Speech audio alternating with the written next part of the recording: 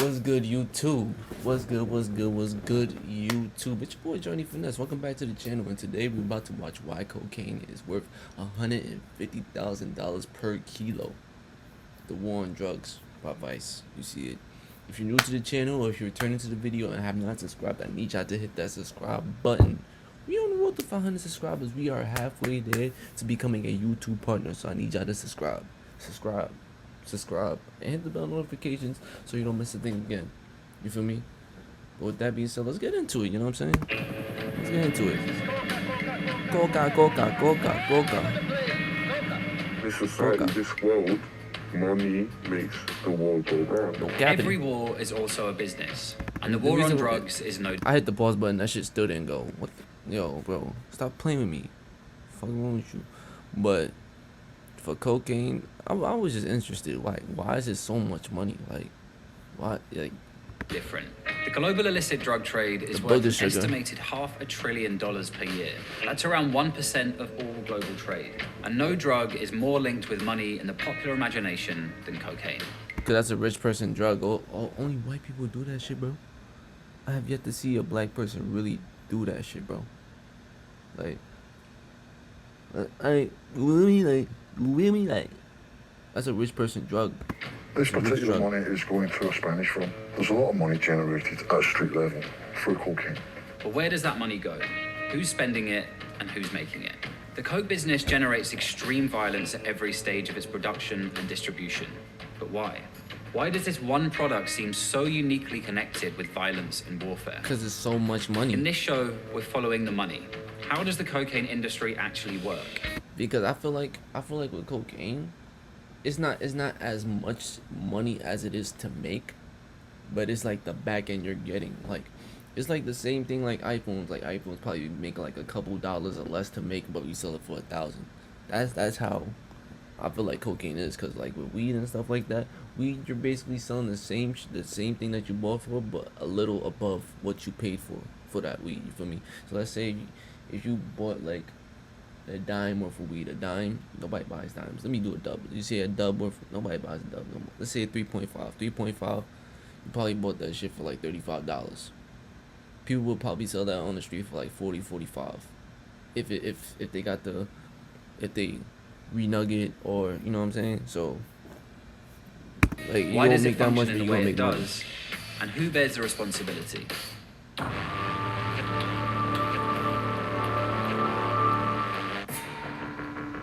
But people be buying it in bulk. I'm capping on that little. You know what I'm The saying? three biggest cocaine producing countries are Colombia, Peru, and Bolivia.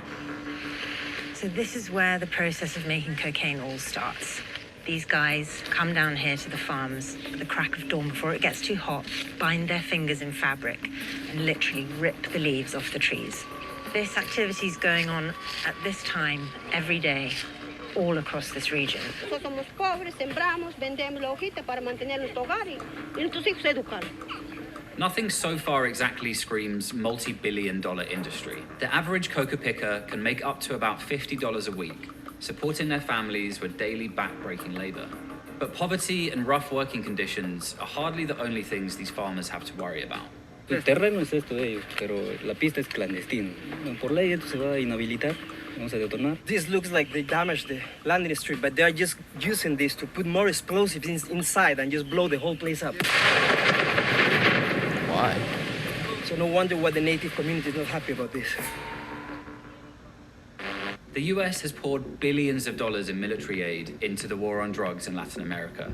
For 2019 to 2020, Congress has approved $418 million in aid to Colombia alone to suppress coca and maintain peace efforts with the left-wing rebel factions who use the drug to finance their wars. Each year, militaries across the region pull up thousands of hectares of coca fields by hand. Acá llegó el ejército y nos radicó estas maticas que nosotros sobrevivimos de ellas.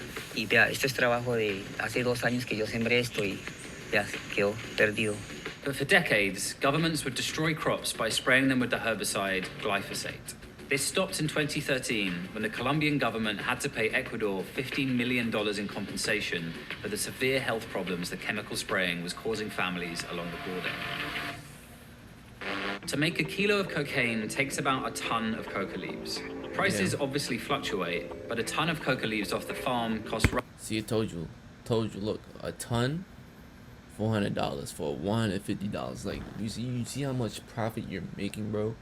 And if somebody gets in your way of making that much bread for that much money, bro, you're dying, my nigga. Because it's like, bro, I'm making life. roughly $400. From the fields, the leaves are transported to labs hidden deep in the jungle, where they're converted into cocaine paste.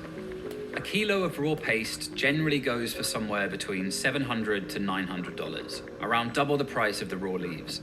The alkaloid paste is then transported to another lab, where it's mixed with even more lovely chemicals, turning it into pure, finished cocaine. And this is the moment where everything changes. The moment the product passes from producer to distributor, and something unbelievable happens. That kilo of pure coke that was worth $900 in the South American jungles becomes worth roughly $20,000 $420,000. You feel me? by the time it hits the US. $400 is a regular check in America.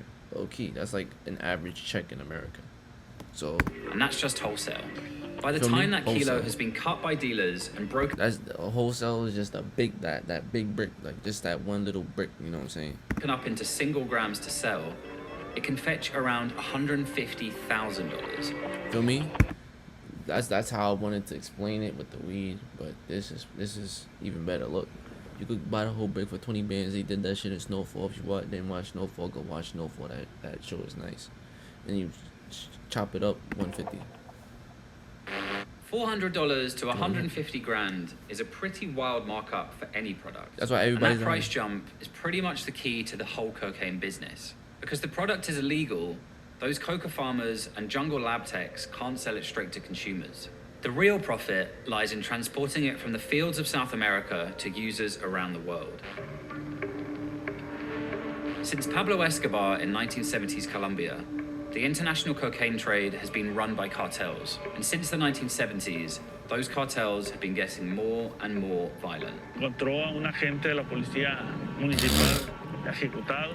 Prácticamente le cortaron la cabeza. Aquí hay tejido, irá todavía. That's his brain. Hey. Oh man, really? In Mexico, there were over 34,000 murders in 2019. In the first half of 2020, there have already been over 17,000. Shit. That's roughly one Coke. person being murdered every 15 minutes. And one of the root causes of this violence is that when drugs are illegal, gangs will fight to control their supply. What governments have done by prohibiting drugs is they have created a perpetually growing violent market where police remove one dealer at any level, at street level, cartel level, wherever in the world, there almost always follows violence to compete for that market share. So over time, this market growth has meant a growth in violence. How old are you guys? Yo tengo 27. 13. I mean, do you want to be one of those people? Have to kill people? No, padre, sí. Ya vio lo que quiere el muchacho. His hat flew off. Mexican drug trafficking to the US is estimated to be worth between $19 and $29 billion a year. The Sinaloa cartel alone turns over more than $3 billion. And this money doesn't just buy gold-plated guns and hippos for drug lords' private zoos. It's used to pay off the police, the military, and the government. Many experts say that in Mexico, there isn't a single level of government, from local traffic police to the president's office, that hasn't been corrupted by narco money, to the point where the state and the narcos can become almost indistinguishable. Todo esta área de nosotros. This is so far away from any city. Do the police ever come by here? Así han llegado a venir, pero solo pasan por caminos y uno ya mismo, pues muchas veces le da dinero uno, otra vez piden solo comida, otra vez quieren mujeres y eso. Que si ellos vienen en buen plan, pues nosotros en buen plan, nosotros cooperamos con ellos. Y si ellos vienen en modo agresivo contra nosotros, pues nosotros nomás repelemos la agresión. Who really controls Mexico? Is it the authorities or is it the cartels? Pues el gobierno. El cartel llega hasta donde el gobierno quiere. El gobierno es el verdadero jefe. La mayoría de las ganancias van a dar a ellos, a los altos mandos del gobierno. When guys with automatic weapons are sitting on mountaintops telling you that the government is the real cartel boss and taking most of the profits, you know your drug policies are probably not in a great place. But with that $400 to 150 grand markup, it's sort of inevitable. But who's paying for all these 150 grand kilos of coke? We've seen the producers and the distributors, but who's actually consuming this stuff? There's probably as much misinformation peddled about the Western cocaine market as about any other aspect of the war on drugs. And that's a crowded field. The idea that so many politicians seem to have is that this is still some sort of drug of the elite, only taken by famous actors, media types, and the occasional member of parliament. Rich people drug. That's a rich person drug. That's why we don't see black people doing it a lot. They have their organic But when they up there, they get there. food, they boast about buying fair trade, and at the same time, they're ordering Class A drugs. Is it fair to say, Commissioner, that some of these middle-class dinner parties that send out for cocaine, they've actually got blood on their hands? I think anybody who is seeking recreational, in inverted commas, drugs, particularly Class A drugs, yes, I think that is a good way to put it. I do. But that is astonishingly out of touch, based on stale pop culture cliches from the 1980s. The truth is, cocaine is pretty much everywhere. We're working class, you know, we're not too comfortable, but we do all right, you know, we don't ask for much, you know, we just go to work, you know, we spend time with each other and with the family and do all the things that families do. And if people realised just how much coke is in this country, and what corners of it actually reaches, then people might just be a little bit less judgmental. Look at her arms, those are like my shits. But I don't, my shits is bigger. My shit's is bigger. My shit's look the same though. Well, my shit bigger. My shit got some 976,000 people used powder cocaine in England and Wales in 2019. If cocaine was a British company, it would be bigger than Boots or EasyJet. In 2016, 1.9 million Americans reported using coke in the past month. This goes way beyond Wall Street bankers and the Hollywood elite. This is everyday people looking to unwind a bit and willing to take the health risks involved in using cocaine to do so. But the money still flows. It's easy money, you know what I'm saying? It's easy money. Customers keep coming back, so I don't see why I should stop doing it. It's money at the end of the day. Economics drives everything about cocaine. Okay. From the jungles of South America to nightclub toilets across the world. It was the war on drugs that created that price jump from $400 to $150,000.